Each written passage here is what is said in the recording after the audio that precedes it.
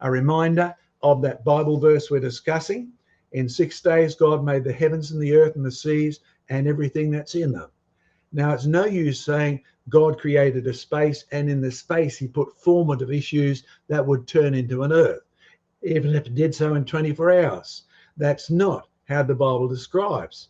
It says, and God said, let the earth, and God said, let the light, and God said. When people say Genesis doesn't mention a method that God used to create, in fact, Genesis is full of it. It says God spoke and it was. Same as Jesus spoke and water turned into wine. Now, if you read Colson's books, you will see him trying to apply the methodology of formative processes even to Jesus' miracles. That built into the man's body was the tissues that could regenerate his eyes or ears or make water turn into wine. Well, there is nothing in water that will make it ever turn to wine. The recipe is you have a God who created water, you have a God who created wine, one word from him, and water does as it's told. Why did he take 6 days? Well, let's look at some of the fun that you can have with this. This is my most famous cartoon series I did when I was the editor of the Creation magazine. 6 days, yes. It's been adapted and used all around the planet. My artist, Steve Cardner, who was my artist even then, he's really good at turning these ideas. You're sure it says 6 days? Yes. Now, do you remember what's next? Because it's quite hilarious. 6 truly, really days? I mean, that's the issue. Do the days mean days? How do you read the days? Do you need formative processes in the days? Of course, the next serious question is this one. Wonder why God took so long. Now, have you ever tried to answer that question? Because the interesting reason is God took 6 days to make the heavens and the earth in the beginning, but when he remakes the heavens and the earth in the end, he's not going to use 6 days. He doesn't need to anymore. Surprise, surprise, and we need to do a whole separate study on it. The reason he took 6 days is so that you would know who Jesus was when he came and be a savior, because he rested on the 7th day and rose from the dead on the 1st day of the week when the light shone in the darkness. Oh, but that's a teaser. We can come back to that one. I still have told you many times that I love sitting through some of the linguistic lections from our Hebrew specialists out here when we first set up this ministry, and how they know when something in Hebrew or English or anything else is meant to be taken literally. Here's a historical literal statement in English. In 1492, Columbus sailed to America. You know, you're given a rhyme to remember that. 1492, Columbus sailed the oceans blue. Well, having read some of his travel, I'm sure it wasn't blue at all on many parts of that time, but that's the poetry. The literal statement is actually true. But can you prove this in language? The answer is yes. In 1492, Columbus, that's the subject of the issue. He sailed. That's the doing word, the verb. Where was he going? The object was to America. That's what it would eventually be called. Now, subject, verb, and object. When you look at English, we know that something is meant to be heard literally if I use that structure. Language is coded. It's always got a clue. Hey, did he really mean to take that literally? I mean, when I say the boy stood on the burning deck, his pants they caught on fire, you're not really imagining a boy whose pants are on fire. You're having fun with words. Question: how do you know if Genesis is literal? Now, there is Genesis chapter 1, verse 1. Of course, if you're reading from left to right, you're in trouble already, because Genesis reads from right to left. But when we translate it into English or transliterated it, Bereshith bara Elohim hasamayim hares, that's the transliteration with the Hebrew sounds. Okay, now if you want to turn it into a structure that you can understand, bara is the verb. That's the one in the beginning God created. Bereshith bara. Now that's what it says. At the start, in the beginning, God did something. But do you notice Elohim, the word for God? No, that's not a name. That's a position. Elohim, what you know from it, of course, is I am means plural. This God, whoever it is, this one at the top, because that's all that Elohim means. It's like the word king. This God at the top is a plural. So you have the verb, what he did. In the beginning, created he, God. You also know it's a male. And that's amazing what was hidden in those languages. And then the rest of it, in the beginning, God created the heavens, hasamayim, and the earth. The W upside down EET is the word for and the haaretz is the earth there. Okay, notice subject, verb, object again, because in Hebrew, which is a little different from English, they actually have verb, subject, object. So in English, we use subject, verb, object to tell you the clues. Listen to me, I'm telling you something that's literal. So if you're in a court of law, you'd better answer with subject, verb, object. Of course, if you're in a Hebrew court, you'd better answer with verb, subject, object. How is this translated from Hebrew into English? There, in the beginning, God, subject, created, verb, the heavens and the earth. Because the linguists have said this is literal in Hebrew, it needs to be literal in English. So you can't just directly translate it with the same word order, because you English people wouldn't actually know how to take it. Okay, there's another couple of things that I've learned over the years by listening to many linguists, by reading books on language, by actually asking questions. And it's a very simple principle. The first time a word is used, the author, if the word is invented, has the right to define it the way they want. Did you catch what I said? If you invent a new word like transliteration, now I didn't invent that word, but somebody put two Latin words together and gave it a meaning. I've turned it into something else. I've taken it across the road, transport, and I've literally turned it into something else. First usage principle. Here's an example. This is the very one that Dr. Alan Hall, who lectured in linguistics at Queensland University, who translated the Bible into 5 languages. He was a brilliant linguist. He used it to tell me what it meant. Radar. Back in World War II, it was a literal box. I mean, it was a mystery. I love reading World War II novels, and the first pilots who were given this were really mystified because they had a box. It just didn't do anything. It just sat there. And they didn't know what it was. It was a mystery box. A radar, no, it just stands for radio aerial detection. And the rest of it is just taken from the name. So somebody took the words and they took the letters and invented a word, radar. Now, radar at first was a literal black box. But then by the time you get past World War II and you get to the Korean War, you have somebody called radar. Now, he's called radar because he can hear the helicopters before even the radar machine picks it up. He's got really good ears. What he picked up is never explained on the program called MASH. I hate to say this, MASH had some funny bits in it, but it also introduced you to the transsexuals and all of that. Be careful of TV shows you let your kids watch too. Is radar becoming a symbol? It's moved from being literal because the man is not a radar set, and radar's not actually his name. But then you go one step further. So if you have the Baptist annual general meeting, the pastor and the deacons meet beforehand and say, we have to sneak something under the radar before the whole congregation gets here. Now, there's no radar in the room. There's no black box. There's nobody from the cast of MASH. There's nothing literal that's there. The word has moved from literal to a symbol to having a metaphor.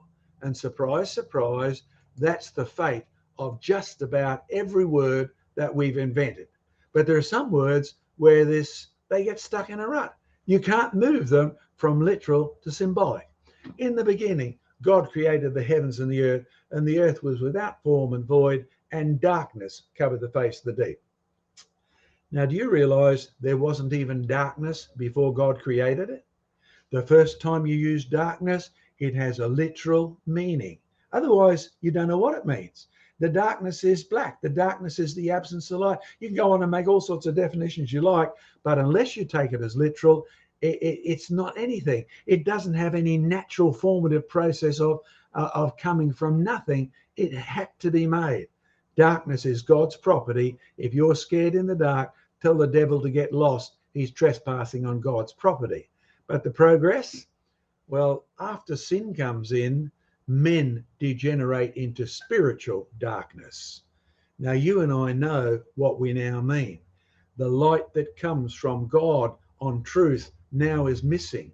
So the atheist, pray for Richard Dawkins, pray for David Attenborough, because they're about to enter into eternal darkness when they're like, did you catch what I used? Because the Bible describes hell as a place that's totally absent of light, darkness. Now, darkness has not really moved beyond that. It's literal in the first place, and it's got a semi-literal meaning is as far as you can actually take it. Now, darkness is a descriptive word. Light is a description word. What about words like day? Does it progress? Because if you want to use supernatural formative processes, you'd better get your theology straight. Because who invented the word day? And God called the light day, and the darkness he called night, and the evening and the morning were the first day. There you have the word day, and there's no doubt about it, the Bible is describing it as a name that was invented by none other than God for what he had done. Now, I'm not talking about the language you are using, because it doesn't matter whether it's Hebrew, it doesn't matter whether it's Australian.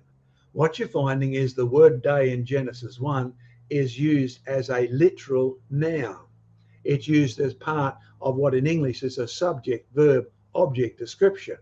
In Genesis chapter 2, it has a more limited meaning of time as opposed to 24 hours, because it says in the day that God created the heavens and the earth. And we could have a whole discussion. You might want to raise this up in questions. In Genesis 1, it's described as having light and darkness. In Genesis 1, it's described as having first, second, third, fourth, etc. In Genesis 2, it just says in the day that God created the heavens and the earth. Well, it's referring to a specific time, so it's got a literal part of it, but it's not as literally defined as the day in Genesis chapter 1. And the furthest it goes is the last two, in the day of the judges. Now, we know that's a literal time because there were 13 judges. So you can go and find from when they were born to when they die. So this is a very specific literal time. And by the time you get to the day of the Lord that's coming as a day of judgment, I'll guarantee one thing, it's not even 24 hours. Now, a key point in case you missed it is this one. The first usage principle when it comes to day is not building in, God built seeds into the earth and they could use naturally formative time to actually, so don't be surprised if there's evidence the world took millions of years, because the natural processes would show that. The Bible is not talking about God using natural processes at all. He's actually talking about him speaking and then things happening on the spot. Now, when it comes to the word day, the invention of the actual day, not the descriptive words we've invented after Babel. Now, Hebrew may go back before Babel. Some people might want to debate on that, but it doesn't matter. The words that we use now, yom in Hebrew, Latin, die. Australians still use Latin for saying good eye, mate, right? That's what we've been accused of. Or the UK day. What we're referring to here is the actual thing which needs a literal noun to name it. Now, have you noticed one thing? If you invent a word and it's a noun, then it's literal. It cannot become a symbol until everybody understands the literal meaning. So the first time the word day is invented, it cannot be anything else in any language except a literal subject, a really important thing that you get. Okay, consistent usage principle. Can I encourage you to read through the Bible and follow some of the words? When does night change? When does day change? When does it become something that's symbolic? Because if it never becomes symbolic, don't you make it symbolic. Don't even use it to introduce ideas. Well, time could have been built into this. Adam needed a skin tan, so he had to have time built in of exposure to actually see this.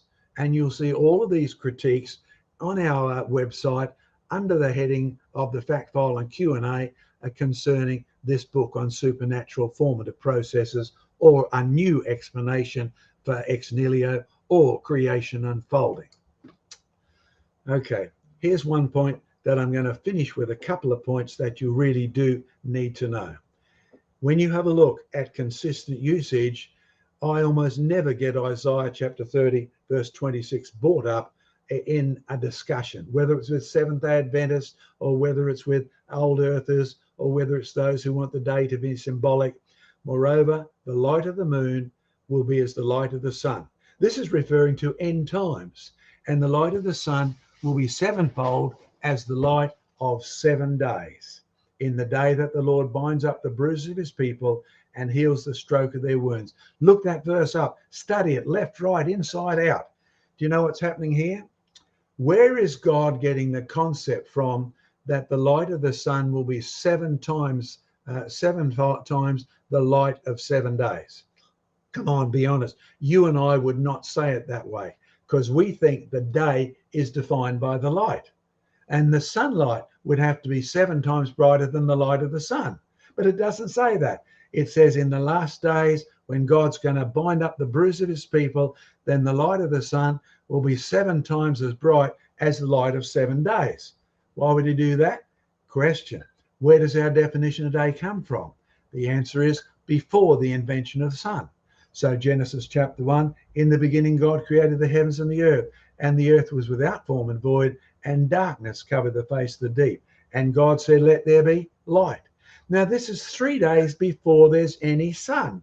So the brightness is defined in terms of the light God created to make the day. Do you see where God's borrowing the idea from to tell tell Isaiah? Isaiah wasn't there, so he didn't think of this analogy. Isaiah may have had his own copy of Genesis, because when we dug up the Dead Sea Scrolls, there were 30 commentaries, I think, on Genesis alone. They regarded this as important. We have copies of every book in the Old Testament in those Dead Sea Scrolls, except for one. But Genesis is there in abundance. The light of the sun will be sevenfold. Do you realize what God is doing? He's sticking to his original definition.